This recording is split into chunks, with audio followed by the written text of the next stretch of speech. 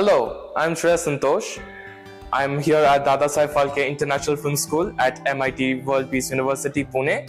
And today I'm going to be talking about my personal experience at DPIFS over the past 7 months. So I'm from United States of America. I finished my 12th in America and I came here to learn filmmaking. The reason I got into this course was because I had a passion of editing and I was a bit hesitant to join this course, but the faculty gave me the comfort level that I really needed at that time. And over the first semester, I was able to gradually be more comfortable and I was able to learn several things.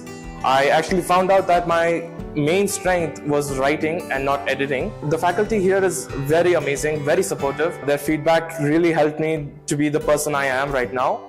I was able to learn so many great things from my mentors, Arun sir and Preeta ma'am. Over the past semester, we've had so many guest faculties that have taught us several subjects. So it was a very pleasant and informative experience for me. I was able to learn many things.